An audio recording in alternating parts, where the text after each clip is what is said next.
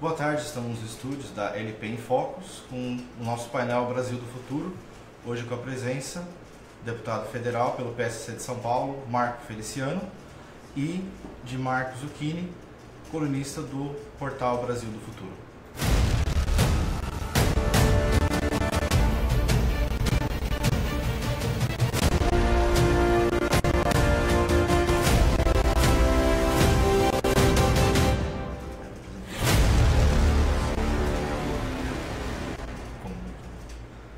Estamos de volta, de novo com a presença do deputado federal Marco Feliciano, de Marco Zucchini. Obrigado pela presença. Obrigado eu, Thiago. Obrigado eu, Marco. Estou aqui. Peguem leve comigo, tá? Vamos tentar. Bom, deputado federal, eleito em 2010 pelo PSC de São Paulo. Podemos dizer que é se não um dos mais polêmicos da casa.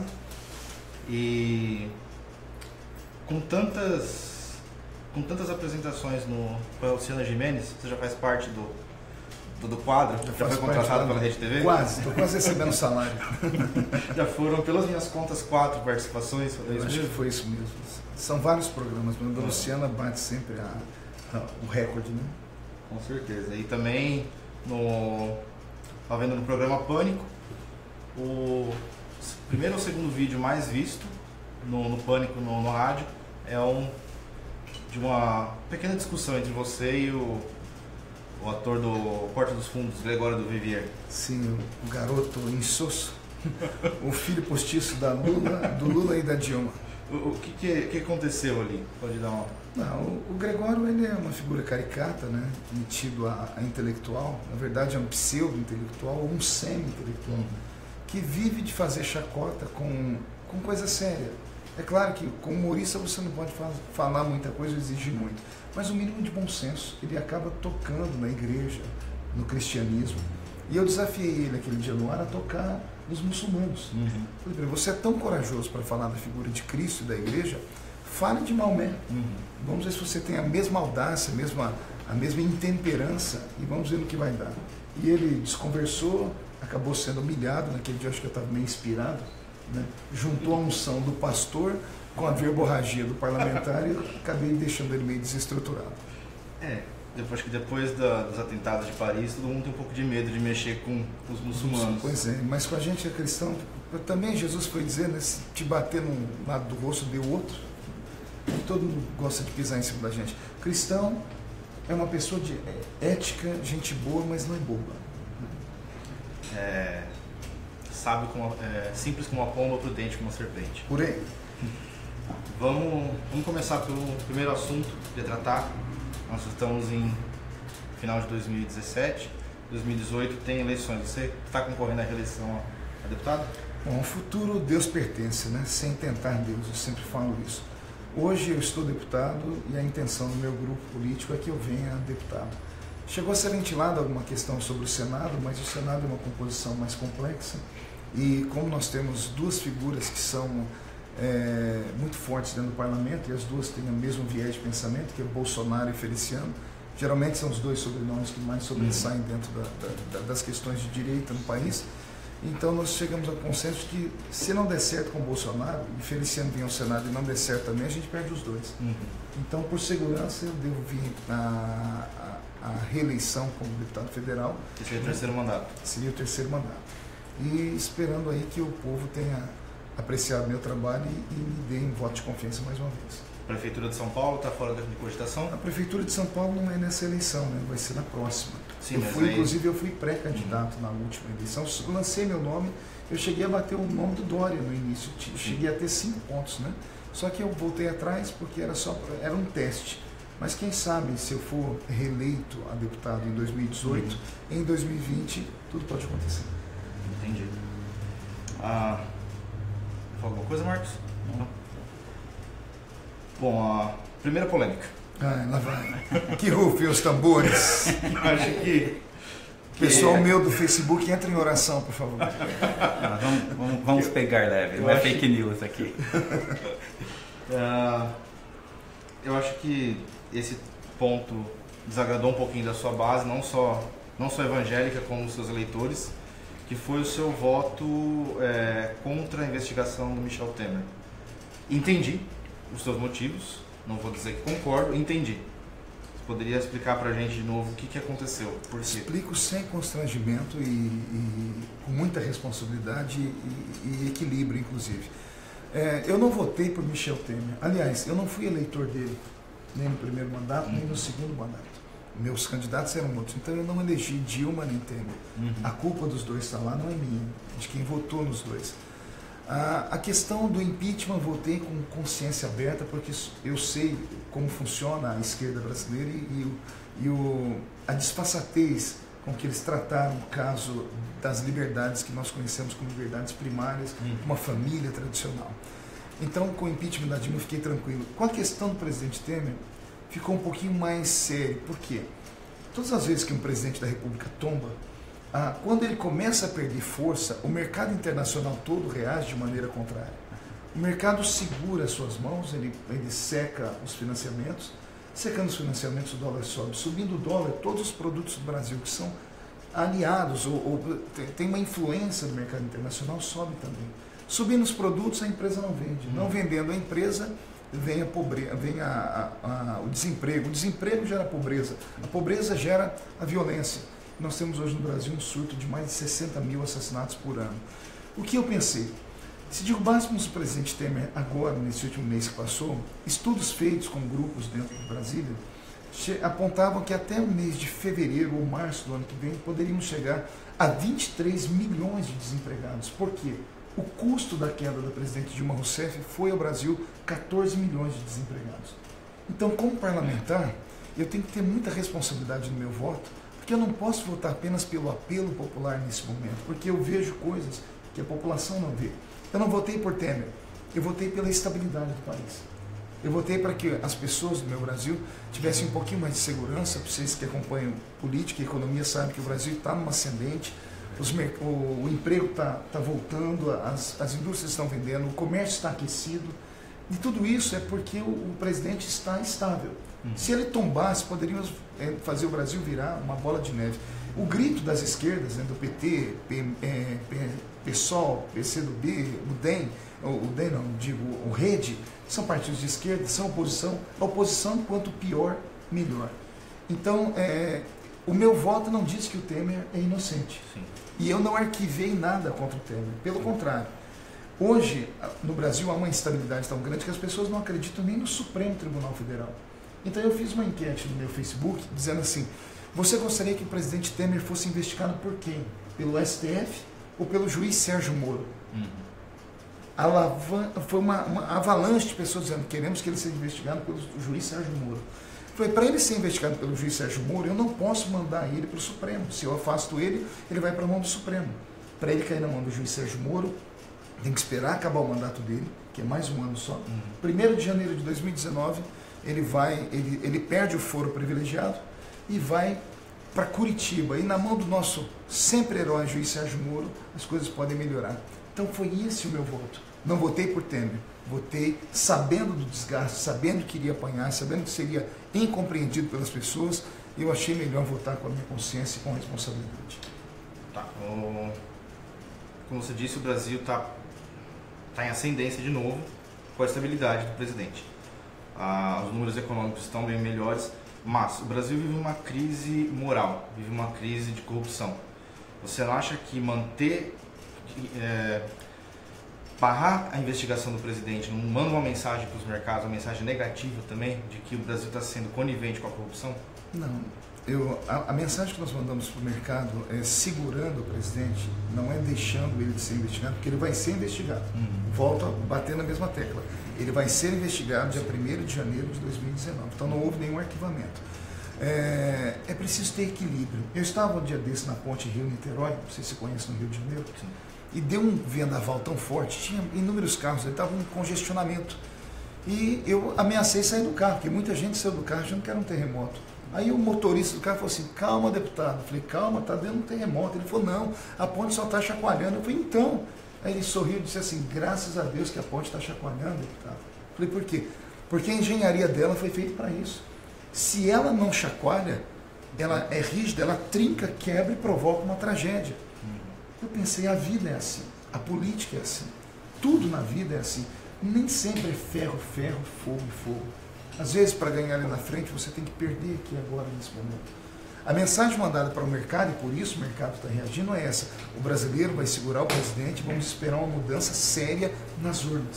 Estamos a menos de um ano, menos de um ano das próximas eleições. O Brasil não suportaria. Olha o que aconteceria. Se a gente afasta o Temer semana passada, ou 2 semanas atrás, quem assume a Câmara? Rodrigo Maia. Rodrigo Maia está dado em todas as delações possíveis. Quem é o sogro do Rodrigo Maia? Moreira Franco, o famoso gato angorá da lista da Odebrecht. Você acha que a imprensa ia deixar o Rodrigo governar por 6 meses? Jamais. Ia ser 6 meses apanhando. Caso em 6 meses o Supremo afastasse o presidente, porque ele corre o risco de provar a inocência dele. Se afasta, daqui 6 meses, isso vai dar em fevereiro. Rodrigo Maia chama novas eleições. A esquerda quer diretas já, porque quer que o Lula volte. Nós não vamos deixar, então serão eleições indiretas. Eleições indiretas é o parlamento que indica. Quem que o parlamento vai indicar? Só pode ser indicado, só tem chances pessoas do alto escalão. O alto escalão está todo podre. O baixo escalão, Bolsonaro, eu e outros, ninguém quer. Então quem que o parlamento poderia colocar como presidente em fevereiro? Não teria nenhum nome que agrade o mercado e que esteja pelo menos não tanto envolvido com a Lava Jato? Não dá tempo de fazer nada, porque se ele assumir em fevereiro, março, abril, maio, junho, julho, agosto, setembro, outubro, eleições. Quem é que governa há 8 meses antes de uma eleição? Que mudança pode haver? Então, o que nós fizemos? Com consciência, seguramos o presidente. Vou dizer uma frase aqui que eu usei na minha votação. É ruim com Temer, mas é pior sem ele. Então, veja só, eu não votei por ele. Essa é a questão. O brasileiro tem que ter um pouquinho de compreensão nesse momento. Às vezes é preciso perder para poder ganhar. É assim que funciona a vida. Se a gente derrubasse o presidente, teríamos feito justiça, né? Aí 23 milhões de desempregados. Mais 10 milhões acima do que já está. Quem vai colocar comida na boca desse povo? Quem é que vai dar roupa para essas crianças vestirem? Então a situação é caótica. É ruim com ele e pior sem ele. Entendido. Creio que isso tenha respondido à indagação de muitos até dos teus eleitores, que quando aconteceu o fato da eleição de Eduardo Cunha, até compreenderam, porque ele foi tratado até por muitos da direita como o malvado favorito que ajudou a derrubar a Dilma. Eu fui um dos primeiros a falar essa frase. Depois o Jefferson do Mensalão, o Roberto Jefferson. Nós que carimbamos ele de meu malvado favorito. Logo depois do impeachment também, Eduardo Cunha caiu. Mas pediram a cabeça dele. Eduardo, você não fez uma pergunta polêmica. Por que eu fui um dos 10 que votei pela não cassação do Eduardo? Né? Porque o Eduardo ele só teve 10 votos a favor dele. Um dos 10 foi meu. As pessoas perguntam, por que o senhor votou pelo Eduardo Cunha? Eu falo, explico. O parlamento não pode ser um lugar de caça às bruxas. Não é uma inquisição. O parlamentar tem que ter responsabilidade. Qual era a acusação de Eduardo Cunha? Você lembra na época? Por que ele foi cassado pela Câmara dos Deputados? Por quebra de decoro. Decoro de que forma? Por supostamente ter mentido na CPI, alegando que não tinha contas no exterior. O relator disse que tinha, só que até hoje não apareceu as contas. Tanto é que a mulher do Cunha foi inocentada pelo juiz Sérgio Moro. Por que ela foi inocentada? Porque não se achou conta. Se existe, cadê as contas? Então, veja só, eu não posso, por ilação, porque as pessoas estão dizendo, através de uma calúnia, matar alguém, ou perseguir alguém, ou jogar alguém atrás das grades. Então eu votei com a minha consciência. Eu disse, o relator não me provou que o Eduardo mentiu, então por isso eu voto pela não cassação dele. Se ele deve para o Supremo Tribunal Federal, como foi mostrando agora, ele está pagando. Essa é a função do judiciário, não é a função de um parlamentar. Então as pessoas confundem as regras do jogo. É a mesma coisa alguém chegar para o parlamentar e falar assim, poxa, o senhor só fala de família, por que o senhor não fala de saúde, por que o senhor não fala de Uber? Porque não dá para você ser dentro de uma Câmara Legislativa um cirurgião clínico geral. Você tem que se especializar em uma área. Por isso nós somos em 503 deputados. Cada um deputado tem a sua causa e exatamente. Todas as causas são bem distribuídas ali no parlamento. Exatamente. Falando de Uber, teve projeto de lei em relação ao Uber. Qual que é a sua posição em relação a isso? Veja só, o mundo modernizou. As pessoas têm que entender que as coisas, a tendência são algumas coisas antigas deixarem de existir e outras melhorarem. Com a modernidade, o Uber trouxe mais segurança não. mas ele trouxe mais competitividade. Né? Eu usei muito Uber aqui. Semana passada eu estava na ONU e só andei de Uber dentro de Nova York. Fui pegar um táxi na falta de Uber porque estava chovendo. O mesmo carro que eu paguei $20, eu paguei $3 no Uber. Então, para o consumidor tem que haver essa competitividade. É claro que tem que ser regulamentado. Eu sou a favor que se regule. Né? Mas seria do jeito que o projeto foi para a votação? Eu não estava em Brasília no dia da votação, inclusive porque eu estava aqui na ONU, né? Então eu não tive acesso a 100% do projeto. Mas quando ele estava lá em debates, eu falei, é preciso que seja regulamentado algumas coisas. Né? Porque se o taxista tem um ônus dele, para ele ter aquela linha de táxi, para ele ter o documento, ele paga uma fortuna e a pessoa do Uber não paga nada.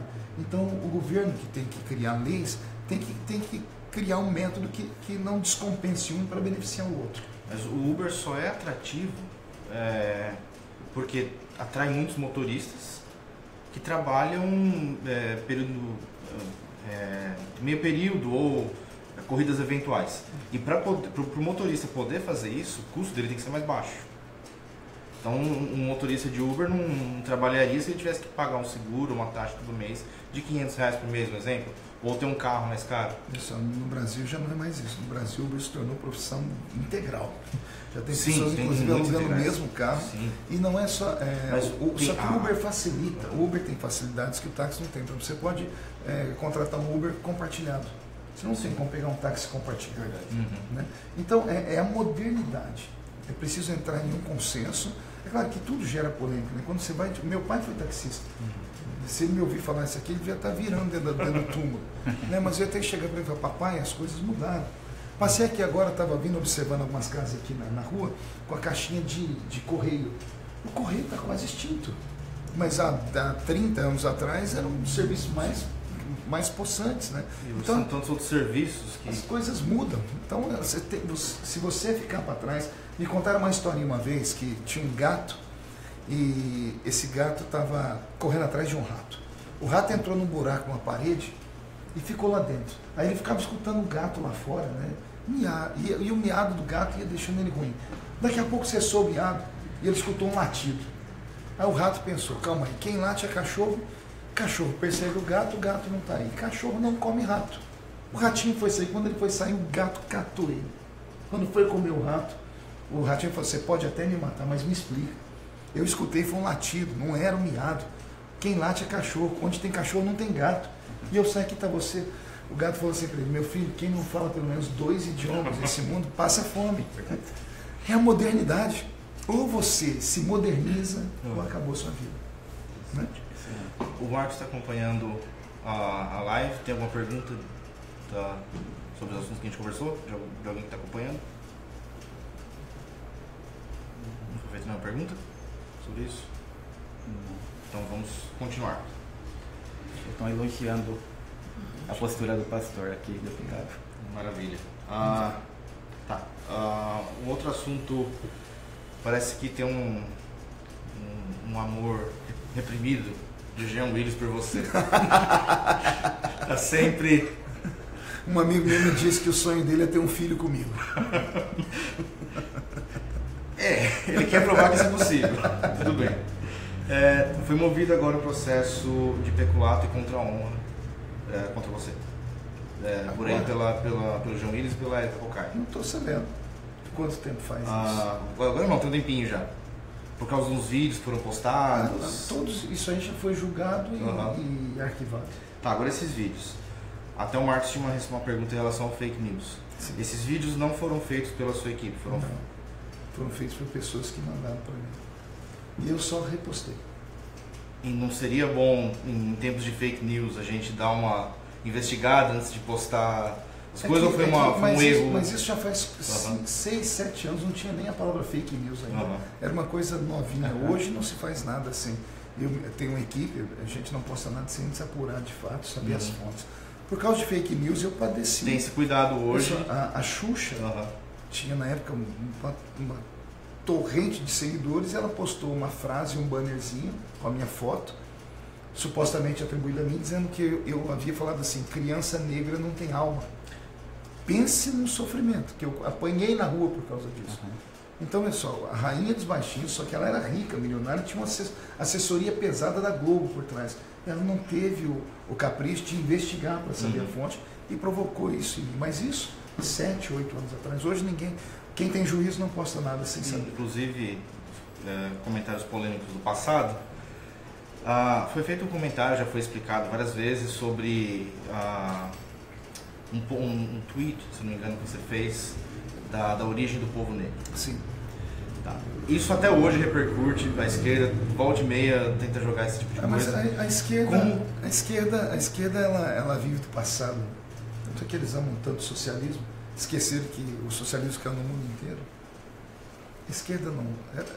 Debater com esquerdista é perda de tempo.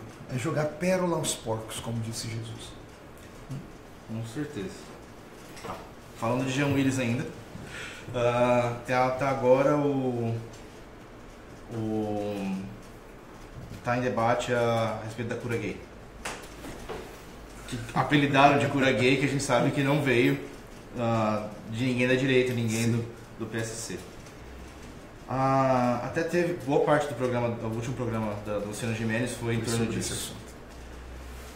E você está presidindo a Comissão de Direitos Humanos e Minoria, correto? Não, a presidência da comissão ela é anual, então ela troca anualmente. Eu fui presidente em 2013 só. Né? Só que em 2013 eu era o presidente que tinha esse projeto de lei lá. E eu coloquei o projeto em votação e deu toda aquela polêmica que vocês acompanharam. Os anos se passaram, 4 anos depois vem um juiz da Vara Federal, entende que aquele projeto ele deveria ter sido aprovado mesmo, porque ele viu que o Conselho de Psicologia Federal do Brasil, ele cerceia o direito do profissional de atuar como profissional da saúde mental. Então a esquerda e as minorias, que de fato daria aqui um bom programa, né? Todo mundo ouve falar de minoria, né? Proteção de minoria. O que é minoria? Minoria no pensamento da gente é um grupo pequeno, né?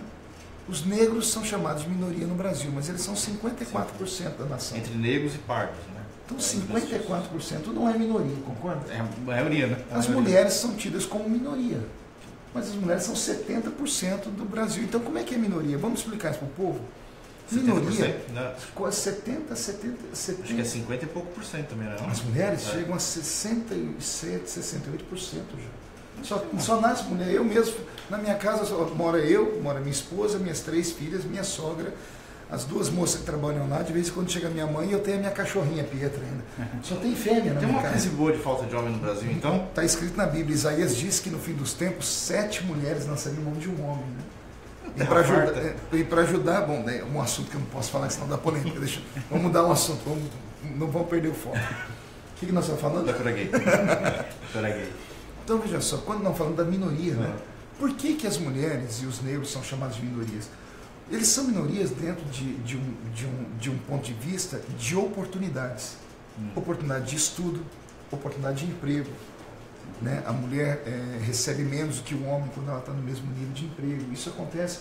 Então, é chamada de imparcialidade de gênero, é alguma coisa parecida com isso. Então, as mulheres e os negros são minoria não porque são um número pequeno, mas porque eles não têm oportunidade de emprego nem de trabalho, como tem os demais, de estudo. Aí você pega os homossexuais. Homossexuais são minoria mesmo em número. Sim. Mas me diga se eles são minoria em questão de trabalho e de estudo.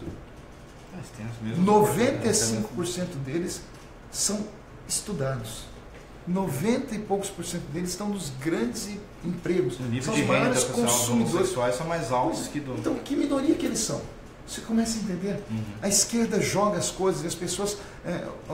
o brasileiro é como um peixe. Você jogou uma isca, fiz dele muito fácil, por falta de compreensão. Antes da gente voltar, concluir o assunto da cura gay, você falou que um homem e uma mulher na mesma posição, a mulher geralmente ganha a menos. Sim. Você realmente acredita nesse espaço? Não, isso são estudos feitos, né? Existe. Mas os estudos eu não acredito muito nessa história, porque para mim o trabalho é por meritocracia. Não é por sexo, não é por... Aliás, quando eu vejo um ser humano, eu não vejo a cor da pele dele, nem a orientação sexual dele e nem o gênero dele. Eu vejo um ser humano. E todo ser humano tem a mesma aptidão que o outro. É claro que se você olhar para o passado, uma pessoa que não teve oportunidades, como uma pessoa que teve oportunidades, há uma a balança da desigualdade sempre vai ter. Mas isso não tem como curar. Mas essa diferença de ganho entre o homem e a mulher na mesma função, isso aí já foi também já foi refutado por diversas pesquisas, que quando se leva em consideração a mesma carga horária, as mesmas responsabilidades, a diferença de alguns centavos, isso inclusive aqui nos Estados Unidos é tema de diversas pesquisas. Então essa diferença de ganho, ela não leva, porque se fosse mesmo a mulher ganhasse tão menos que um homem, eu como empresário contrataria mais mulheres ao invés de homens, que me sai mais barato. Sim, faz sentido. Então isso aí para mim também é um outro argumento da esquerda para inferiorizar a mulher. É a vitimização. Eles trabalham com a vitimização. Né? Agora, a respeito da cura gay, só para a gente encerrar esse assunto. O projeto não era seu, mas você era presidente da comissão e acabaram grudando essa imagem. O projeto não era meu, eu não era relator do projeto, eu não votei o projeto. Mas é você que está envolvido com a polêmica. O presidente de comissão não vota, mas eles me carimbaram, né? Vamos, esse aqui vai ser, vamos transformar ele em exemplo, né? Quando na verdade me transformaram foi em inspiração. E como que ficou? Já está resolvido? Do que? A questão do projeto? Já foi. Não, só o juiz da Vara Federal determinou que o psicólogo pode tratar as pessoas, ponto final. Acabou o problema. Só que a esquerda sempre vai bater nisso, os homossexuais sempre vão se vitimizar, vão contar as mentiras de sempre, eles são o grupo mais perseguido, que são os grupos que mais morrem, né? Vão levantar a bandeira dizendo assim, morre um homossexual por dia no Brasil. Esquecem que no mesmo Brasil, por ano, morre 63 mil pessoas assassinadas. E por aí fora, né?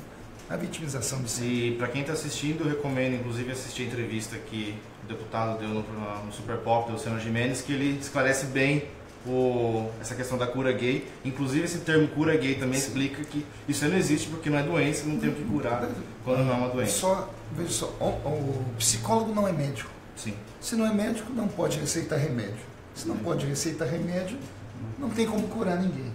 Homossexualidade não é doença, é um fenômeno de comportamento. Se é um fenômeno de comportamento, cabe sim estudo. A própria comunidade homossexual chama de orientação sexual. Se há uma orientação, pode haver uma reorientação e até uma desorientação. Então, o que se não pode é impedir o profissional de saúde mental de atender a pessoa dentro da angústia dela. Né? Hoje, até pouco tempo atrás, um homossexual procurava um psicólogo e dizia, olha, eu não me sinto bem como eu sou, o psicólogo é obrigado a fazer ele se sentir bem como ele está. Se ele fala assim, eu quero ser mulher, e é homem, o psicólogo pode ajudar ele a se descobrir mulher. Mas se for o contrário, se a pessoa fala assim, eu sou homem, me sinto mulher, mas eu quero ser homem, o psicólogo não podia ajudar de jeito nenhum, correndo o risco de ser caçado. A psicóloga que participou com você da entrevista, ela foi caçada, né? Ela foi caçada e conseguimos reverter na situação dela, graças a Deus. Parece que a gente tem perguntas no Face. Tem perguntas aqui no Face. Uma das questões, um pouco polêmica também, que o pessoal está perguntando, é sobre a exposição de arte que teve nos museus no Rio Grande do Sul e em São Paulo. O senhor tem a falar sobre esse assunto? Eu fui um dos primeiros a postar um vídeo pesado sobre isso. Meu vídeo bateu, se não me falha a memória, 30 milhões de visualizações. Fizemos audiência pública, tivemos reuniões com o próprio ministro da Cultura, inclusive está levando à queda dele, porque ele não suportou as pressões, porque a cultura brasileira ela é tomada pela esquerda, porque a esquerda, eles olham qualquer outro ser humano de cima para baixo. Eles acham que nós somos sub-seres humanos, né? Eles acham que se você vê uma obra de arte de Pollock, não sei se vocês conhecem o grande artista da arte moderna Pollock, ele pega um quadro, ele come bastante coisa, enfia o dedo na boca e vomita em cima da tela. Aí ele seca e põe na parede. Aí vai um monte de intelectuais olhar e falar, olha, meu Deus, que coisa bela, o que eu estou vendo aqui? Eu vejo aquela desgraça, para mim é uma porcaria nojenta. Mas o intelectual, que ele é acima da média do que eu, que sou um ser humano comum, ele consegue ver alguma coisa bela que eu não sei o que é. Né? Então a esquerda tem essa coisa, a esquerda é revolucionária. Né? O revolucionário você não pode discutir muito com ele, porque ele vê essa casa aqui, ele fala, não, gente, vamos destruir essa casa, mas tem gente que mora, não, mata todo mundo, a gente tem que fazer uma coisa nova. Vamos fazer uma casa de vidro, olhando para cima.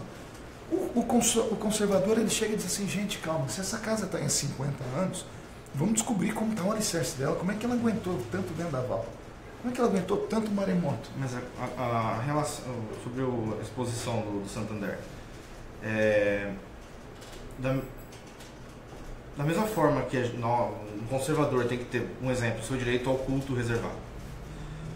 Se o intelectual, ele também tem que ter o direito reservado dele de ver a arte. Sim, que ele quer, independente se seja arte de bom gosto ou de mau gosto. A atuação nossa não foi em cercear a arte. A atuação nossa foi porque tinham crianças lá dentro. Exatamente. A nossa briga foi porque haviam crianças. Quando teve aquela primeira novela da Globo que começou no primeiro capítulo, 2 mulheres beijando na boca, a revista Veja me ligou. O que o senhor acha disso, deputado? Eu falei, nada, o senhor não vai fazer nada? Eu falei, o horário da novela, se não me fala a memória, é o horário para adultos. Se tem alguma criança vendo, é responsabilidade do pai. Quando tocar nas crianças, eu vou para cima. Então eu fui para cima desse pessoal do queer, da arte moderna em São Paulo, e pasme. O Ministério Público de São Paulo e do Rio Grande do Sul foram contra nós. Eles disseram que eles podem expor sim. Quando questionamos sobre as crianças, porque hoje, o que a esquerda fez no Brasil? Antigamente nós tínhamos a indicação classificativa no Brasil. Hoje, quer dizer, antigamente nós tínhamos a proibição classificativa. Hoje nós temos apenas a indicação classificativa. Era proibido colocar uma criança num ambiente desse.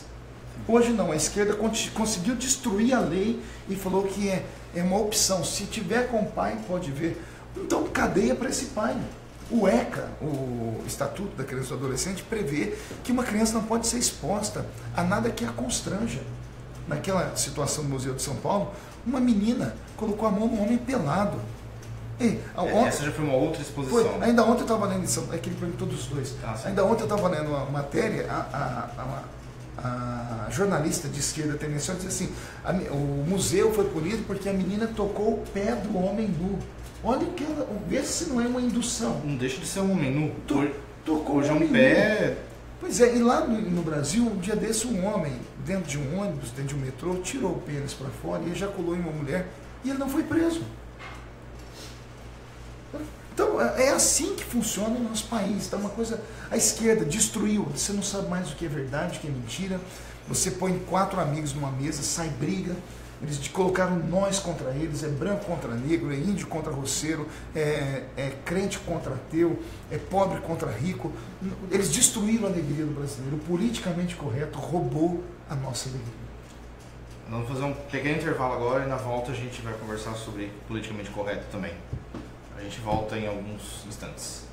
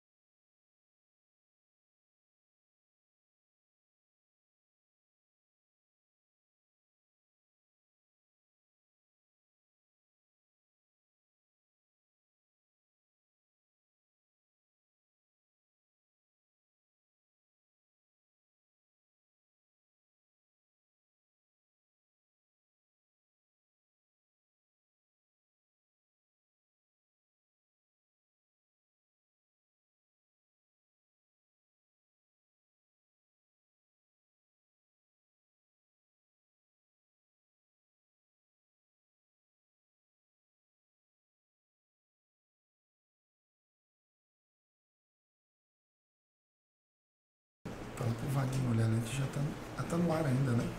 Tá no ar, não, tá no break, né?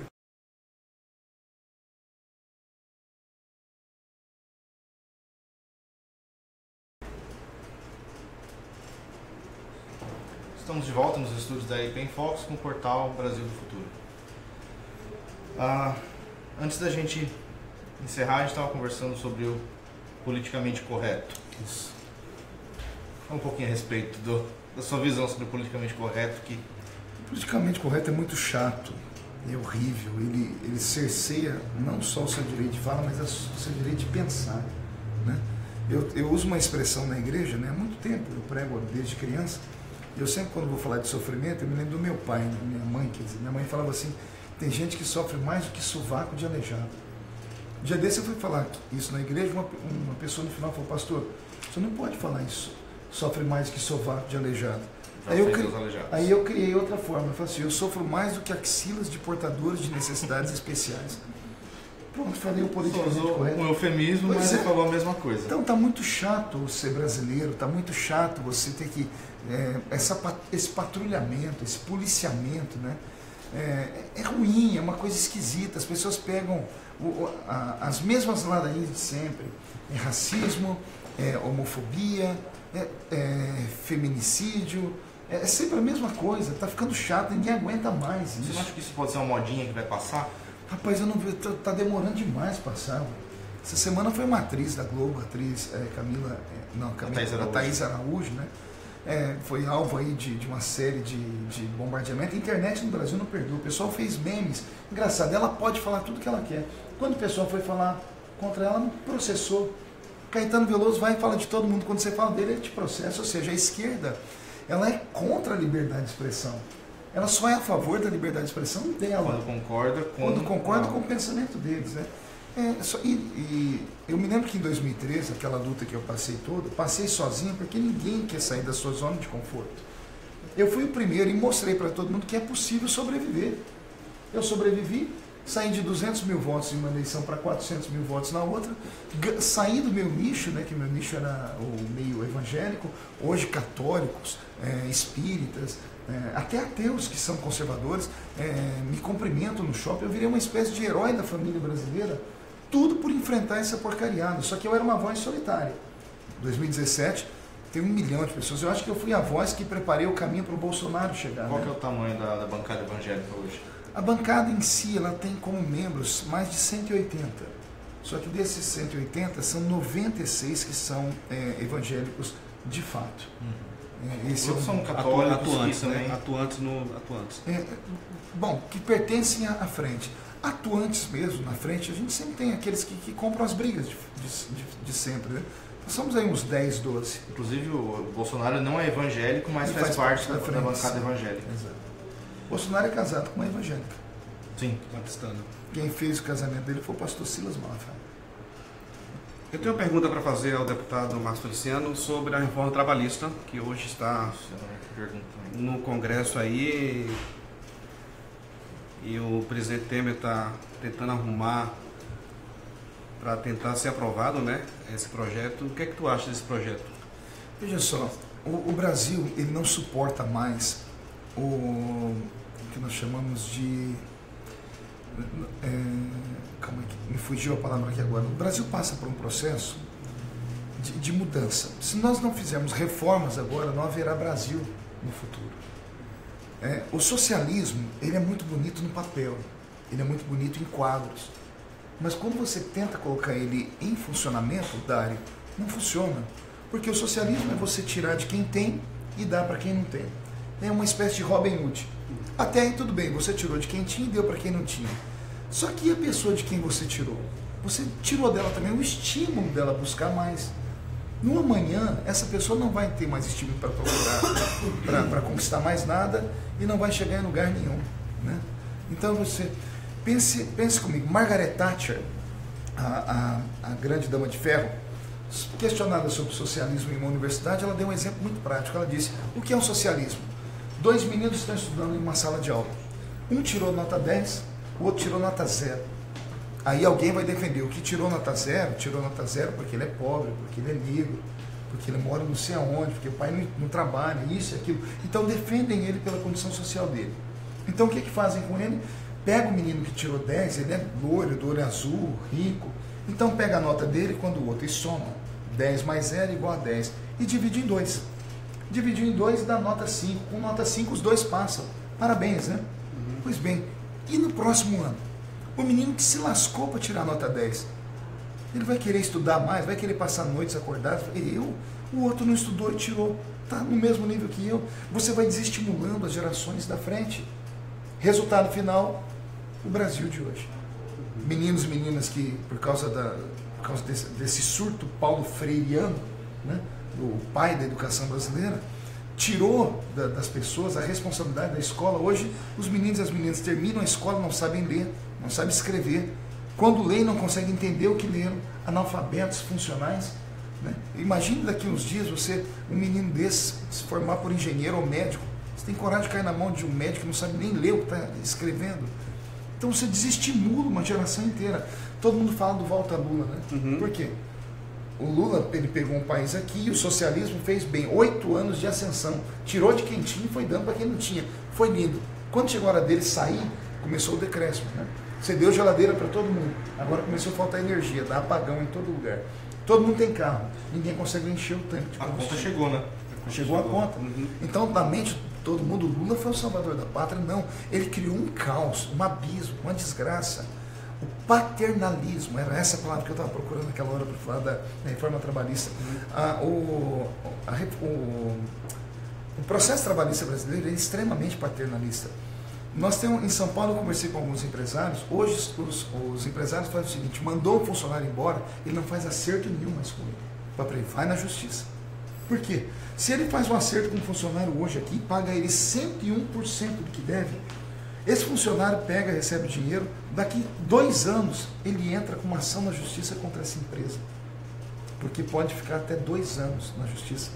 Daqui 2 anos o patrão vai ter que contratar um advogado só para tentar desmentir o que o advogado desse trabalhador está mentindo.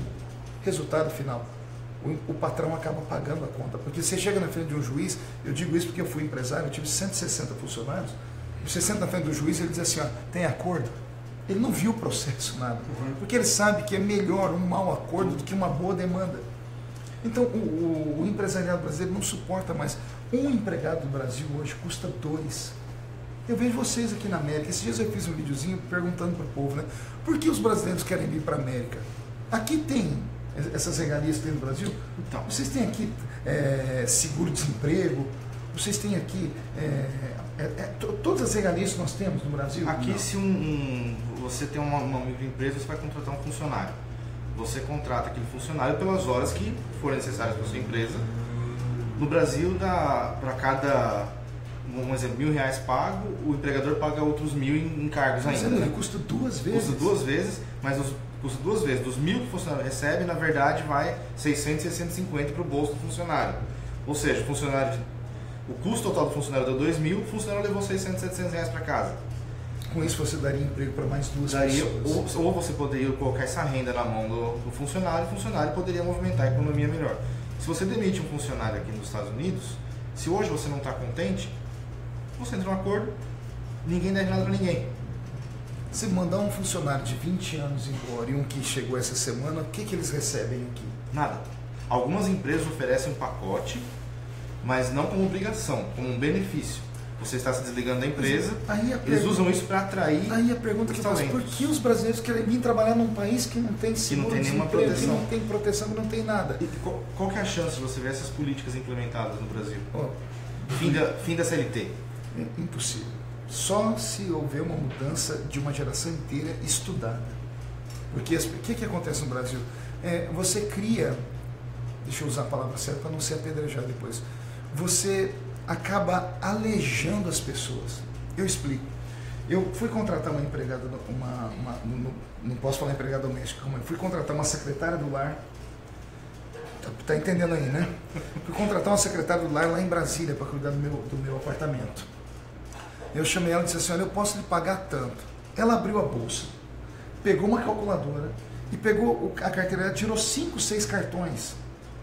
Ela começou a fazer o cálculo e disse assim: deputado, o senhor pode me contratar sem registro? Eu falei, eu crio leis, eu não posso, se eu fizer isso eu estou perdido. Ela falou, então eu não quero emprego não. Eu falei, por quê? Mas vou te pagar R$1.200. Eu falei assim, não, veja só, para receber R$1.100 eu já recebo com esses cartões de benefício do governo sem fazer nada. Se eu assinar a carteira com o senhor aqui agora, sabe o que acontece? Eu perco todos esses benefícios e vou ter que trabalhar, poxa, 8 horas por dia. Não quero isso não. Obrigado, e foi embora. Parece que eu estou contando uma piada, mas não é uma piada. Então, a reforma trabalhista feita, para mim, ela foi muito tranquila, porque ela não tirou direitos de ninguém. Ela deu flexibilidade na negociação. Ela deu fôlego para o empregador saber o que fazer com o empregado, né? Saber como funcionar as coisas. No Brasil é sabido que tem gente, por exemplo, foi mexido, houve uma mudança na questão do seguro-desemprego, porque as pessoas estavam fazendo o seguro-desemprego um outro 13º no meio do ano. O empregador contrata uma pessoa, que 6 meses a pessoa pedia para ser mandada embora, ele fazia um acerto e a pessoa passava 6 meses trabalhando na mesma empresa e recebendo seguro-desemprego sem... Então é uma loucura, o brasileiro quer ganhar em tudo, o Dário.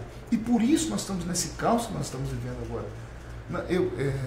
Eu não sou totalmente a favor do empresariado, mas eu acho que o liberalismo econômico tem que existir. Os países ricos do mundo só existem por causa disso. E essa é uma pauta conservadora, né? É uma das nossas pautas. Se você compara, por exemplo, na Europa, pegar, por exemplo, a Inglaterra e a Espanha. A Inglaterra tem uma economia mais parecida com os Estados Unidos. As leis trabalhistas são mais parecidas. A Espanha tem uma lei praticamente igual ao do Brasil. O custo de demitir um empregado, às vezes, é muito mais alto que de manter ele. Então, o empresariado acaba mantendo um funcionário ao invés de demitir, ou seja, acaba às vezes nem contratando, porque se precisar demitir é muito caro. Então o desemprego na Inglaterra está em torno de 4,5%, 5%, enquanto na Espanha, em alguns lugares, em algumas comunidades, chega a 30%. Você desestimula o patrão, você desestimula ele, você desestimulou o patrão porque ele tem habilidade e inteligência.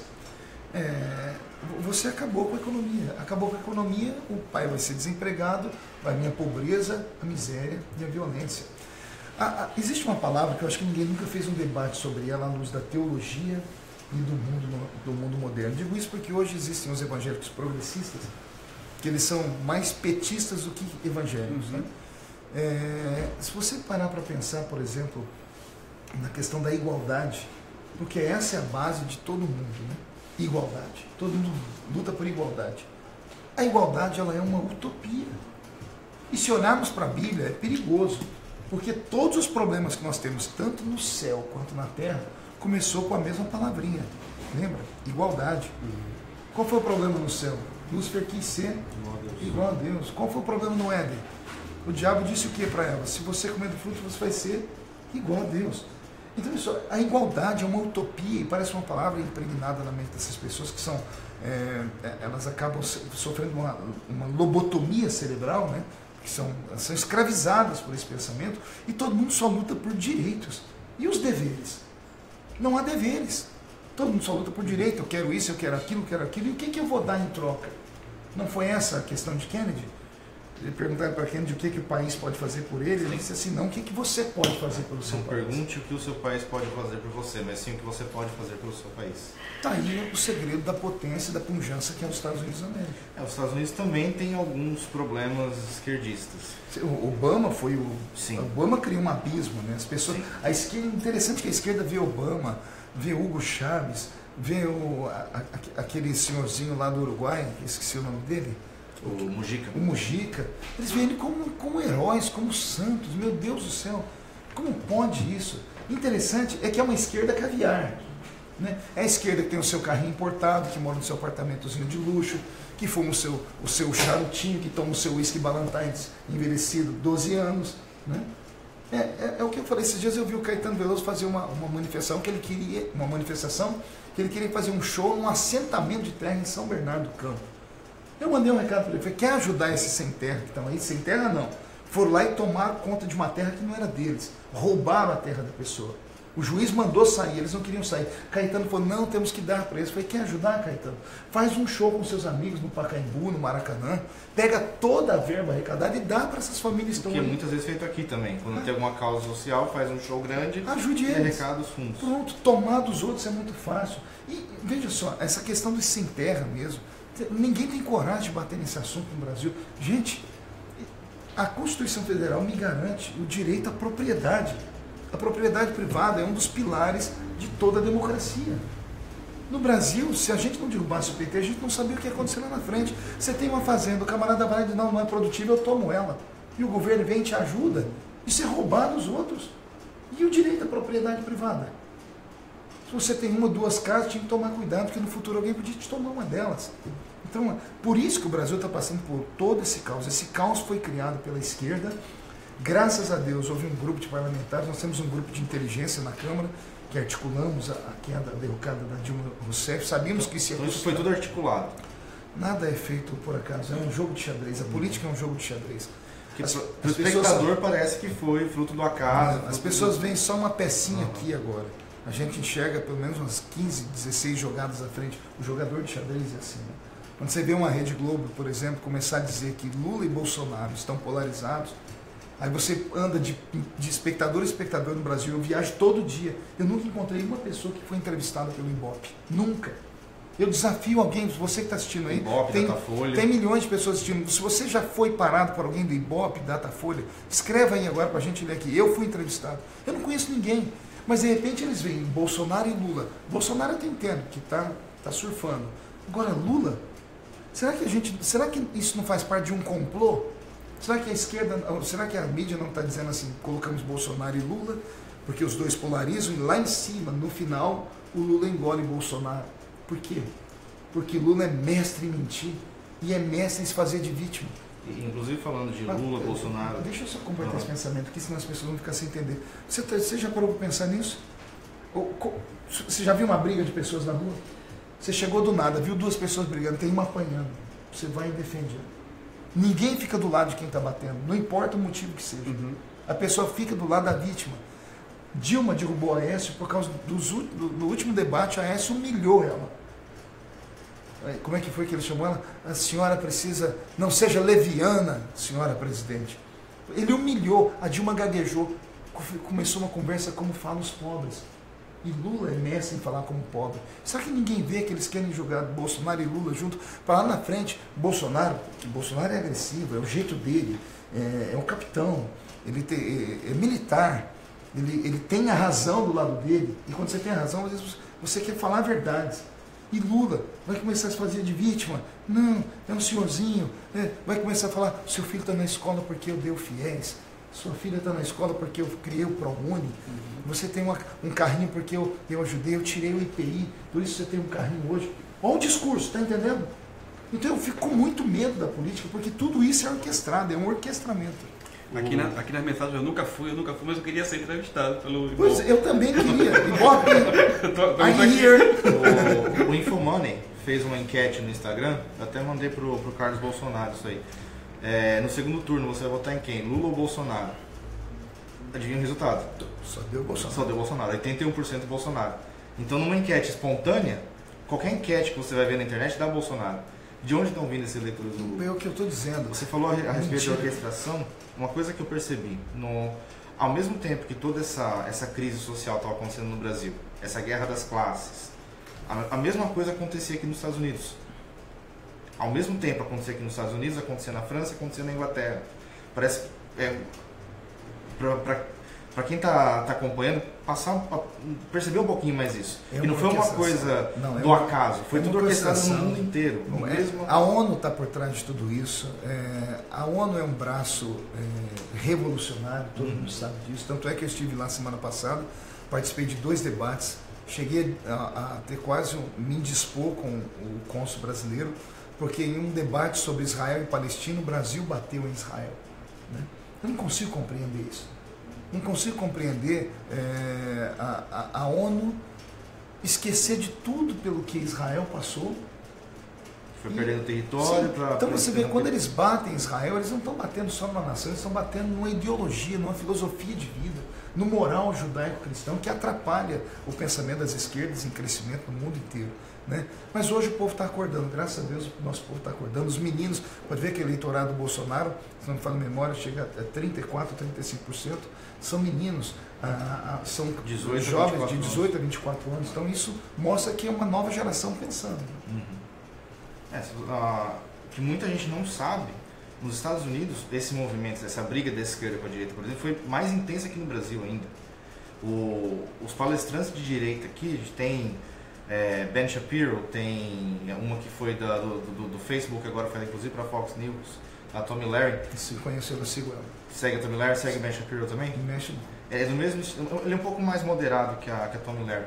Mas todos esses atritos, inclusive aqui nos Estados Unidos, nas faculdades, essa guerra está muito pior. No Canadá, por exemplo, tem uma lei agora que eles identificaram acho que 30 e poucos gêneros. Se você usar o pronome incorreto, você pode ser preso. Então surte com isso. Na Suécia, uma igreja luterana essa semana criou a seguinte ordem dentro da igreja: não se chama Deus mais de ele, de pai. Se chama como agora? Encontra-se um gênero para dizer que ele não é homem e não é mulher. Se falar ele, tem que falar Deus é pai e mãe. Deus é ele e ela. Isso do luterano, do berço do protestantismo. É a impregnação de uma doutrinação, é um gramscismo, né, que vem de cima para baixo, que pega a mente intelectual e vai destruindo tudo que ele vê pela frente. Graças a Deus, e aqui eu não estou fazendo uma autoapelação pela minha luta dentro de Brasília, mas graças a Deus, aprove a Deus levar para dentro de Brasília um deputado como eu, virgem, puro de política, que assumiu uma comissão que caiu no meu colo do nada e trouxe a discussão, a baina para o Brasil. Ninguém entendeu o que aconteceu comigo naquela época, né? Mas hoje eu acho que as pessoas conseguem compreender. Calma, o pastor não estava errado. Eu cheguei a apanhar na rua, porque eu era um monstro, porque eu era o cara que perseguia os gays, que perseguia... Porque eu comecei a falar de família, ninguém nunca tinha falado de família. Hoje, família virou bandeira de todos os políticos, de todos os partidos, né? Aí ninguém nunca me perguntou, né? Pastor, valeu a pena? O movimento gay, o movimento LGBT, como todos os movimentos de minorias, eles são movidos a dinheiro. A briga deles não é ideológica, é ideológica. Eu fui presidente da comissão em 1 ano. Não sei se vocês perceberam, se vocês acompanham a notícia do Brasil, até 2013 o movimento gay crescia assustadoramente. Como que num passo de mágica de 2013 para 2014 morreu o movimento. Por quê? Pergunte para mim por quê. Por que, deputado? Porque em 2013, a minha caneta, como presidente da Comissão de Direitos Humanos, na hora de indicar o orçamento anual para a LDO, Lei de Diretriz Orçamentária, cada uma das comissões permanentes da Casa indica um montante da arrecadação nacional para uma área, a área de direitos humanos. Todo ano, o movimento gay brasileiro recebia 300 milhões de reais para abastecer 267 ONGs. Essas ONGs mamavam na teta do governo, por isso que é menino para a rua fazer manifestação, fazer cartaz, ir para frente, quebrar as coisas, dinheiro. Naquele ano, sabe o que eu fiz? Peguei os 300 milhões e mandei para um fundo sobre mulheres que estavam, mulheres que tinham sofrido tráfico, crianças que sofreram abuso infantil, para entidades que cuidavam de adoção, para instituições de quilombolas que ainda existem no Brasil e eles nunca tinham sido atendidos pelo PT, para algumas instituições de índios. Eu fatiei dinheiro e não mandei nada para eles. Cadê o movimento gay? Acabou. É dinheiro. Tudo é dinheiro. Você sempre fala em várias entrevistas suas. Eu gosto das entrevistas suas com a Luciana Gimenez porque são bem polêmicas e acho que é o único programa de televisão aberta que dá muito espaço para os conservadores. Sim, ela deixa a gente falar. E você vê, inclusive, da sua primeira participação para essa última, inclusive a Tami Gretchen, ou Tami, nunca sabe como que chama, mas ela prefere ser chamada de Iona. Ela ou ele? Eu não sei. Chamar de ele. É como ela quer ser chamada. Na primeira participação, ele foi bem, até um pouco hostil com você. Nessa última, já concordou com você em diversos pontos. Ela tirou foto comigo. Então a gente vê que o problema realmente não são os homossexuais, não são os trans, é o ativismo. É o ativismo, é a doutrinação. Todos os programas de TV que eu fui na Luciana, fui no Mauri Júnior, fui no Pânico, fui no do Danilo, Na época o Rafinha Bastos tinha programa, eu fui em todos os programas que eu fui, eu saí como amigo de todos eles, e dizendo, o que o senhor falou faz sentido. Eu ajudei a mudar a mente da população. Você e o Bolsonaro, em todas as participações, mudou, por exemplo, no Pânico, eu percebo que o Evandro Santos, o Christian Pior, ele mudou totalmente a posição em relação a você e o Bolsonaro. Inclusive ele falou em algumas entrevistas que ele votaria de vocês dois. Sim, porque você conhece, é bíblico, conhecereis a verdade, e a verdade vos libertará. Nada mais do que a verdade. Então a esquerda mente. Goebbels, que foi o grande marqueteiro de Hitler, disse uma frase dita 1000 vezes como mentira, ela se torna uma verdade. Então minta. Chame-os daquilo que você é e acuse-os daquilo que você faz. Eles não falam que eu sou intolerante, mas foram na porta da minha casa quebrar tudo e me bateram na rua. Encontra algum lugar que eu levantei o dedo para algum. Já foram também na casa do Bolsonaro? Pois é, não nos chamam de racista por quê? Quando não nos chamam de racista, a Dilma deu uma entrevista que uma vez me assustou muito. Qual delas que assustou mais? Tirando as que a gente ri, porque é um show, é um talk show à parte, né? Mas teve um que me assustou, que ela disse assim: para ganhar política, nós fazemos o diabo. Isso é muito forte. Ela disse: para ganhar, faz de tudo. Então a política funciona desse jeito. Veja só, eu e Bolsonaro, 2 conservadores, 2 homens de família, 2 homens queridos pelo povo. O que é polêmico, né? A polêmica é aquele que tem um posicionamento. Eu não chuto com os 2 pés. O parlamento só está nessa desgraça que está por causa disso, porque todo mundo vai para onde vai todo mundo. E não tem que ser assim. Tem que ter lado. O político tem que ter lado. Aqui nos Estados Unidos funciona por quê? Tem 2 grupos, né? Esquerda e direita. Conservador e os democratas e os republicanos, né? No Brasil tem 28 partidos funcionando e mais 40 para ser homologado. Entrando nesse assunto, você conclui, eu queria conversar sobre a reforma política rapidinho para a gente encerrar. Então, só concluindo aqui, então você vê, com tudo isso, ninguém tem lado. Então, quando aparece um político que tem lado, ele é tido como um monstro. Não, esse camarada não é assim, não. Eu tenho que ter lado, eu sou parlamentar. O executivo não, né? Alguém pode perguntar, por exemplo, por que o Bolsonaro não votou pelo Temer? Ele não vai te falar isso, mas eu vou falar por ele. Não vou falar por ele, vou falar o que eu penso. Ele não votou pelo Temer porque ele é presidenciável. Ele não quer, nesse momento, criar confusão com ninguém. Mas ele sabe, que eu debato com ele, com o filho dele, sobre essas questões do Temer. E ele sabe, não, de fato, é ruim sem ele agora. Só que pelo fato dele ser um presidenciável, ele não pode se dispor com o povo, ele vai e vota contra o Temer. Né? Então, é assim que funcionam as coisas. Mas concluindo, termino aqui, prometo. Como na política se faz o diabo, quando eles não encontram nada na sua vida, eles criam alguma coisa na sua vida. Eles vão buscar coisas do passado distante, que nem... Quando o passado não funciona, eles criam coisa presente e jogam para o futuro. O Bolsonaro não está sendo acusado de estupro. Eu não fui acusado de estupro. Apologia ao estupro, né? Eu não fui acusado de estupro. Porque não é muito interessante que os dois parlamentares que batem no PT, os 2 são acusados do mesmo crime. Gente, é só pensar um pouquinho, é só usar o QI. Aqui as perguntas estão bombando aqui nos messages. E uma pergunta que foi feita aqui é se haver um convite do Bolsonaro a você ser o vice-presidente com ele. Eu já disse para o Bolsonaro que eu sou soldado dele. Né? O soldado está preparado para tudo. Sou soldado preparado. Ele disse que ele é meu soldado, mas eu sou soldado dele. Assim como eu ajudei a criar... E você apostaria o seu mandato? Antes de Feliciano, Bolsonaro era Bolsonaro, mas era um Bolsonaro caricato. Todo mundo ria dele, era um parlamentar jocoso. Quando eu fui para a Comissão de Direitos Humanos, ele veio do meu lado. E eu acho que eu mostrei para as pessoas um pouco de equilíbrio. Né?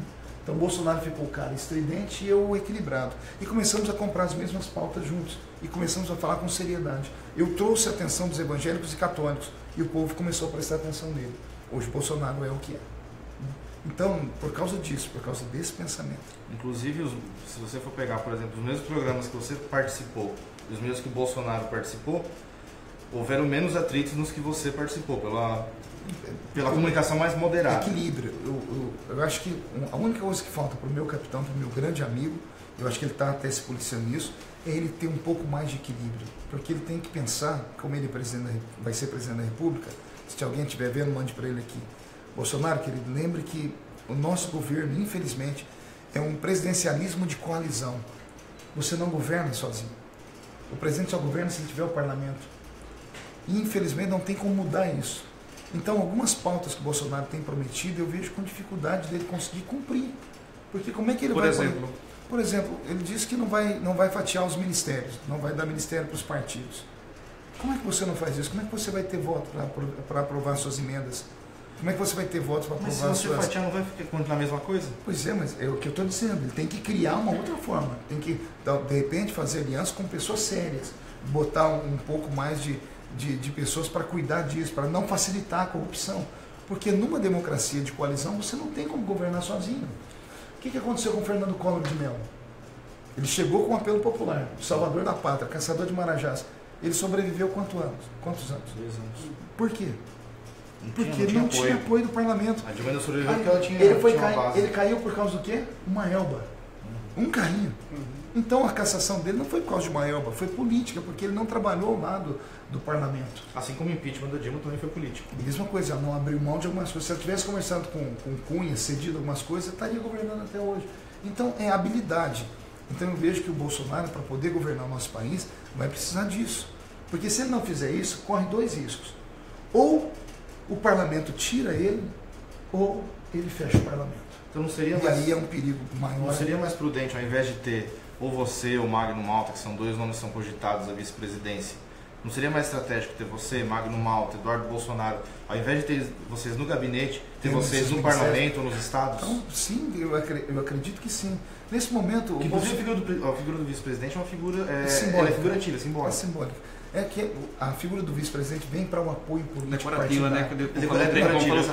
Mas para o político, não. Para o político ele precisa do vice, porque o vice vai trazer para ele tempo de televisão, estrutura partidária. É por isso que tem que ter um vice de um outro partido. A não ser que lance uma chapa pura, né? Uma chapa própria. Né? E qual que é a chance de passar uma reforma política antes das eleições? Nenhuma. Para reduzir o número de partidos? Zero. Se você for ver aqui, existem diversos partidos aqui, não existe só os republicanos democratas. Porque eles não têm as regalias. Eles não têm... Tentamos fechar a torneirinha, né? Não conseguimos porque os partidos pequenos são muitos. Então um sozinho pequeno não vira nada, mas quando ele junta todos, ele cria uma força de votação. E o voto distrital para deputado, por exemplo? Qual é a chance de passar isso? Nessa agora não. É previsto ele lá para frente, para 2022 talvez. Eu não acredito que passe também. O Brasil não está preparado para isso. Né? Para alguém dizer assim, mas o senhor está falando isso porque o senhor tem voto em todos os lugares. Se eu fosse candidato distrital, meu voto é proporcional. Eu tive voto em 644 cidades do estado de São Paulo. Né? Tem 645 municípios, só um município eu não tive voto. Então, se eu pego um distrito, eu vou ter proporcionalmente os mesmos votos. Porque o métier evangélico é 30% da população em qualquer lugar que for. Se você elimina o voto distrital, reduz o custo das eleições. E será que não seria melhor ainda do que a criação de um fundo partidário? Seria mais barato um voto distrital do que o... A questão agora é a seguinte, está todo mundo viciado. Para tirar o vício, você tem que botar numa clínica. E toda a abstinência está em cima da hora, não dá mais. Tinha que ter feito isso. Isso tem que ser feito no começo de um mandato. Toda reforma tem que ser feita no começo de um mandato, porque você queima gordura, você se indispõe com a população por 1, 2 anos, mas no final dos 2 anos últimos, você tem que ter pauta positiva. O governo põe só pauta negativa em cima das eleições. Por exemplo, a reforma previdenciária é necessária, é preciso acontecer, mas eu não voto ela. Não voto porque, do jeito que está, para mim, ela é injusta. Apesar que o governo está dizendo que vai começar só pelo alto escalão. Demorou fazer isso. Quais são os pontos injustos? É você tentar a mesma régua que corta para o pequeno aqui, não cortar para o grande lá em cima. Então, o problema o fluxo da Previdência, ela é assim, 50% para toda a população e 50% para um grupo seleto, que são de agentes públicos. Então, calma aí, em vez de você tocar na população inteira, pegue só esse grupo primeiro, faça por partes, dê o exemplo. Né? Faça a lição de casa primeiro, fala assim, eu estou cortando na carne aqui. Antes de tocar então no funcionalismo público, na questão da Previdência, não seria melhor uma reforma em todo o sistema de funcionalismo público? Quem é que tem coragem? A eliminação dos concursos? Quem é que tem coragem de mexer nisso? A eliminação da estabilidade? É porque na Constituição Federal existe um mito que diz que direito adquirido não se mexe. Hoje empresas estatais, as próprias prefeituras, o governo, a máquina do Estado não funciona por causa do funcionalismo público. Você não pode mandar o cara embora. Você não chega aqui, você tem que fazer isso. Não vou fazer, vou ficar aqui o dia inteiro. Você não pode mandar ele embora, porque não, o serviço dele é garantido, é um direito adquirido. Então, amigo, vai 10, 15, 20 anos para curar tudo isso. Se você pegar, por exemplo, o Planalto e a Casa Branca comanda um país de 320 milhões de habitantes. O Planalto comanda um país de 200 milhões. O número de funcionários da Casa Branca é, acho que, 60% menor do que do Planalto. Os Estados Unidos têm 2 senadores por estado. O Brasil tem 3. Mas eu explico. Com mandato de 8 anos. Eu explico por que também. No Brasil nós temos 27 unidades na federação. Dessas 27, se não me falha a memória, só 5 ou 6 são superavitárias. O restante é tudo deficitário. Então, a maioria desses estados criados vivem do governo. Por isso a máquina estatal é grande. Você vai para o estado pega Palmas, pega o estado de Tocantins. É um estadinho desse tamanho. 90% da arrecadação do estado vem dos empregos estatais. Vem dos empregos estatais. Então a máquina é inchada. Fez o Brasil crescer sem estrutura. Mas você precisa ter um congresso tão inchado? Os Estados Unidos são 320 milhões de habitantes, 50 estados, 435 deputados. O Brasil tem 513 deputados. Veja, é proporcionalidade. Proporcionalidade do estado. Nós temos estados lá que tem pouquíssimos deputados, são 8 deputados por estado. Os estados são gigantes. Você pega um estado, por exemplo, como o Pará. O Pará, se não me falha a memória, tem 8 deputados. Só que a extensão territorial dele dá 5, 6 estados. Os Estados Unidos também tem isso. Você não tem como colocar dentro desse estado menos deputados que ele não consegue nem fazer. Ele não consegue representar o povo, ele não consegue viajar o estado dele. Então, a nossa democracia é uma democracia jovial. Ela está aprendendo, tem que ser curada. Tem que ser curada. Alguns estados americanos, por exemplo, Arkansas, Kansas, Wyoming, são estados grandes também. E um volume muito.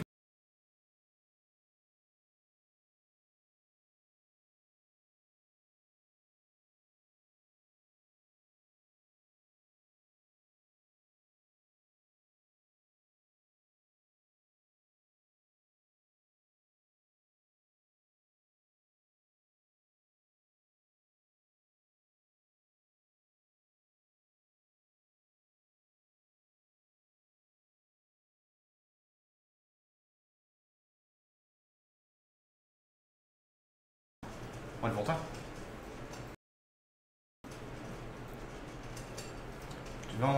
Tivemos uma pequena falha técnica, estamos de volta. Então, só para concluir esse tema, a reforma política então seria algo no momento inviável. Nesse momento não funciona. O próximo presidente da República talvez deveria ser uma das suas bandeiras. Prometer para a população brasileira que no seu primeiro ano de mandato ele fará uma reforma política de verdade. Okay. A última pergunta, então, é uma polêmica. Outra pessoa que tem um caso de amor reprimido, Patrícia Leves. Houve um processo...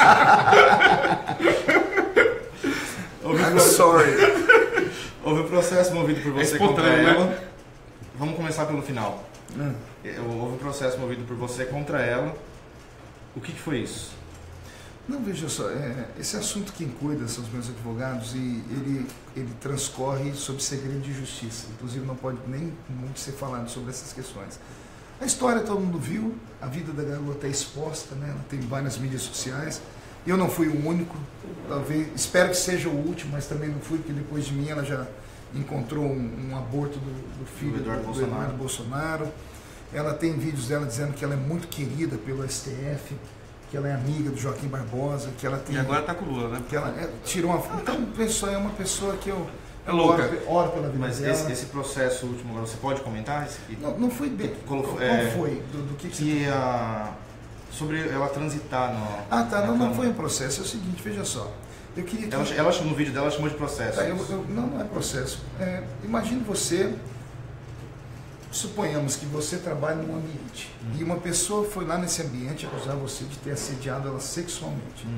Acusou porque ela acusa de tentativa de estupro, mas agora já falou que é estupro e... Mas porque pela lei a tentativa já qualifica como estupro. Não, mas no falou que início, consumou... Não consumou, não teve nada.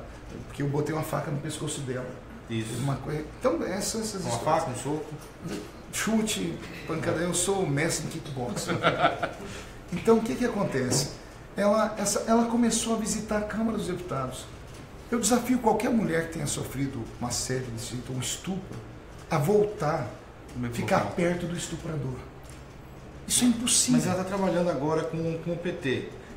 Você não acha que você está cerceando o direito dela de frequentar a casa do povo? Eu não sei se ela está trabalhando. Eu não sei, ela não tem carteira de trabalho, eu não sei o que é. Eu digo assim, trabalhando ela está próxima. Eu sei que ao quando PT. eu a vi dentro da Câmara dos Deputados, com um grupo de amigos, eu me senti inseguro. Por quê? Nem todo ambiente da casa é filmado. Imagina eu estou num corredor daquele, eu estou de costa, vem uma pessoa dela, um amigo dela, joga ela em cima de mim, ou começa a gritar. Não tem... O que pode acontecer comigo? Então o que eu fiz? Eu procurei a Polícia Legislativa e disse assim, olha, eu não me sinto seguro, eu queria que a polícia pudesse me proteger aqui dentro dessa pessoa. E descobri o que ela está fazendo aqui dentro. Só isso, mais nada. Né? É um direito meu. Porque eu não conheço nenhuma pessoa que tenha sofrido, eu repito, um ataque de estupro e tenha se sentido na liberdade de frequentar o lugar onde o estuprador está. É uma coisa absurda, uma coisa dessa. E como ela já fez maldade comigo, fez maldade com o deputado Eduardo Bolsonaro, tem outros deputados que contam histórias também, tem mais de 5 boletins de ocorrência, onde, antes de mim, dizendo que ela sofreu tentativa de estupro, eu fui o 5º, não fui o primeiro. Dentro da Câmara? Dentro de Brasília. Em Brasília. Dentro de Brasília. Tem um laudo médico que diz que ela sofre de mitomania. Então tem tudo, veja, por isso que eu não toco no assunto, eu deixo para que a justiça resolva. Se fosse em primeira instância, se eu não tivesse, todo mundo fala do foro privilegiado, né? Então pergunta para mim, você é a favor do foro privilegiado? Você é a favor do foro privilegiado? Eu sou contra essa desgraça. E eu explico que porcaria de foro privilegiado é esse, que qualquer ser humano normal, qualquer brasileiro normal, se ele é processado em primeira instância, ele pode recorrer em segunda. Se ele perde em segunda, ele pode recorrer à última instância. Eu tenho foro privilegiado, né? Se eu for processado, eu não passo nem pela primeira, nem pela segunda. Eu vou direto para a terceira instância, para o Supremo Tribunal Federal, e lá não tem a quem recorrer mais. Então não há foro privilegiado. Em São Paulo, por exemplo, o processo movido contra ela foi pedido de prisão para ela. Mas em São Paulo foi em relação à acusação dela contra o seu chefe de gabinete? Tudo que aconteceu ali, não aconteceu nada comigo, aconteceu tudo ali. A acusação em Brasília em relação a essa tentativa de estupro. Em São Paulo é a mesma privada. Mas é a mesma coisa, estão coligados, tanto é que o processo de São Paulo subiu, está no STF, junto com o processo. Que ela fala que ela fez 2 boletins porque o estupro... A acusação contra o estupro aconteceu em Brasília e fez um outro em São Paulo, porque o cárcere privado, segundo ela, aconteceu em São Paulo. Não deixaram ela fazer o mesmo. Que a gente não tem tempo, né, para comentar. Porque se aconteceu em Brasília, por que foi fazer um boletim em São Paulo? Mas ela falou que ela fez um em Brasília. Não, veio depois, foi a posterior. Por que o primeiro foi em São Paulo? Pergunta para mim por quê? Por quê? Porque eu era pré-candidato à prefeitura de São Paulo, estava com 5 pontos. Mas esse em São Paulo não foi contra você, foi contra o Bauer. Mas envolve todo mundo. Claro. São então, eu quero entender o que aconteceu. São coligados, você está entendendo? Então, tudo isso foi uma armação política. Eu levantei a CPI da UNE, a União Nacional dos Estudantes, que foi que vocês se conheceram? Foi no... que é patrocinada pelo PCdoB e pelo PT. E tudo isso envolveu essa história. O PCdoB armou tudo isso para mim junto com o PT. Só que graças a Deus, como eu sou um homem de família, como eu sou um homem de igreja, como eu tenho milhares de seguidores, como eu não tenho histórico, as pessoas me conhecem, sabem que eu não sou capaz de fazer maldade nem com uma formiga, caiu em descrédito. A televisão comprou a briga. Né? Mas inclusive a televisão refutou ela em várias entrevistas por causa das incoerências. A própria Luciana Gimenez, o próprio Cabrini, né? Então eu estou muito tranquilo sobre isso, né? Com esse assunto. Essas reuniões do seu apartamento funcional realmente aconteciam? Nunca existiram. Ela dá uma descrição do seu apartamento como se ela tivesse... Muito simples, todos os apartamentos são funcionais. É isso que acho que até o Cabrini falou. Que são apartamento funcional é assim, o deputado entra com a roupa do corpo. tudo que tem lá dentro é do governo. Mas ela deu descrições dos quadros no apartamento. Não, ela errou os quadros. Ela errou os quadros. Foi aí que o Cabrini pegou ela. Falou, tem um quadro bem bonito na entrada, que é uma obra de arte, que é do tamanho de um homem. Ela não conseguiu falar, que é uma Mona Lisa. Então, é tudo conversa. Engraçado, no mesmo prédio que eu moro, 2 andares para cima mora 2 deputados do PCdoB, à minha esquerda mora um deputado do PT. Então, amigo, veja só, já procuraram câmeras. Ela não precisa ver essas coisas. Ela não disse que uma pessoa interrompeu na hora? A vizinha, e não existe Cadê? mulheres no... Cadê? Então é simples, é mentira em cima de mentira para destruir a imagem de uma pessoa que é de bem. Só que o tiro saiu pela culatra. Graças a Deus. Ela teve até um mandado de prisão na época. Teve mandado de prisão em São Paulo. Em Brasília, ela sofre mais de 12 processos com outras pessoas. É uma garota que precisa de ajuda. Né? Me limita a falar isso, que ela precisa de ajuda. Eu dei oportunidade para ela se defender, mas ela recusou minhas tentativas de contato, inclusive me bloqueou nas redes sociais. Poxa, que pena. Um desperdício. Que pena, poderia ter falado. Tem alguma pergunta nas redes sociais? Tem várias perguntas aqui, mas eu vou fazer uma outra pergunta aqui. A última para eu ir embora, que eu prego daqui a pouco. A última para o deputado. Deputado Feliciano, você vem sempre aqui nos Estados Unidos, você vem às vezes pregar, ministrar, vem missão oficial, como dessa vez agora tem missão oficial. E você conhece de perto os nossos dilemas dos imigrantes? Muitos. Acompanhei, inclusive, como presidente da Comissão de Direitos Humanos. Não são... A comissão veio aqui em 2010 como... Foi a primeira e única vez. Única vez que nós trouxemos. Vamos dizer que então, a comunidade brasileira aqui saiba que a única vez que a Comissão de Direitos Humanos veio aqui para saber a situação dos imigrantes que sofrem, que são indocumentados, fui eu quem trouxe aqui. Isso. Nunca antes e nem depois. Isso. E existem vários projetos de lei no Congresso Federal que tramita, que está lá parado, tá vendo? Está lá parado lá, que beneficia o imigrante em alguns aspectos. Por exemplo, aspecto financeiro. Nós somos uma comunidade que nós mandamos por ano cerca de 7 bilhões para o Brasil. De remessa de dinheiro, de tudo, né? E nós não temos... E o Brasil, ele recebe esse dinheiro todo, esse montante, e nós aqui não somos beneficiados em nada. Por exemplo, quando a pessoa vem falecer aqui nos Estados Unidos, o que acontece muito aqui é as vaquinhas para o corpo ser transladado para o Brasil. Porque às vezes a pessoa tem até dinheiro, mas em bens, que não tem como vender de um dia para a noite uma casa, uma fazenda. Às vezes acabou de chegar também. Ou às vezes acabou de chegar e não tem condições. E aí a comunidade se reúne e faz aquela vaquinha para realizar o desejo da família no Brasil e aqui também. Eu estava vendo teus projetos e hoje aqui de mão vou pedir a você aqui, que como tem alguns deputados que já tem projetos lá que está parado, mas fez e não vem tanto aqui nos Estados Unidos, não visita tanto quanto você, e você tem esse carinho por nós, a gente sente isso, esse carinho que você tem pela comunidade brasileira no exterior. E eu pediria a você, não sei agora no próximo mandato, né, deputado federal, para você assim tentar viabilizar um projeto de lei no Congresso Federal que tente, porque assim tem um projeto de lei no Congresso, deputado, que esse montante de dinheiro, 1% só, ficar nos consulados para esse 1% auxiliar não só nisso, mas na cultura, na educação, em saúde. É importante isso. Não só isso, há um projeto lá também que eu já li no Senado para criar para que a comunidade internacional tenha um deputado. A PL 05 para os Estados Unidos, um para a Europa. Então, eu prometo a vocês, agora é promessa de político. Segura aí, comunidade brasileira nos Estados Unidos. Promessa do nosso deputado. Caso Deus e o povo me dê a reeleição, eu vou fazer parte de um governo novo, se Deus quiser, e vou levantar essa bandeira. PL 05. Vou comprar essa briga de vocês lá, porque é justa, é uma briga justa. Vocês produzem para a nação, então tem que ter uma contrapartida. Eu sei que a presidente Dilma, quando esteve aqui, foi até indelicada com vocês quando perguntaram isso sobre os filhos dos imigrantes. Comigo. Ela disse, não tem nada com vocês. Foi com você isso? Eu que fiz a pergunta a ela. Como foi a pergunta? Não, a pergunta porque na época existia o Ciência Sem Fronteiras, que estava vindo para cá, e eu perguntei à ex-presidenta Dilma se poderia 1% dessas vagas ser as jovens que já moram aqui nos Estados Unidos, que já passou pela high school, que antes não tinha o Dream Act, né? Não existia, que o jovem terminava a high school aqui, ia trabalhar no Dunkin' Donuts, se perdia no mundo, né? Ia trabalhar, não podia ir para a faculdade porque não tinha Social Security.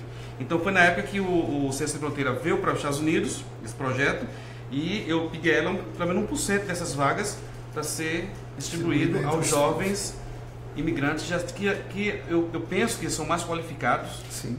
Porque já fala inglês, escreve inglês fluentemente, né? E a minha demanda maior, a minha briga maior foi o seguinte, e eu falei para o cônsul, até o cônsul Fernando, que era nosso cônsul, eu falei assim, embaixador, infelizmente eu conheço o nosso Brasil e sei que essas bolsas, quem se beneficia, infelizmente, são filhos de ricos, que já passou pela escola particular, tem cursinho, porque um filho que estuda na rede pública não tem condições de vir para a Harvard da vida. Existe um custo, mais que o governo financia muita coisa, existe um custo para esse aluno vir para os Estados Unidos. Uhum.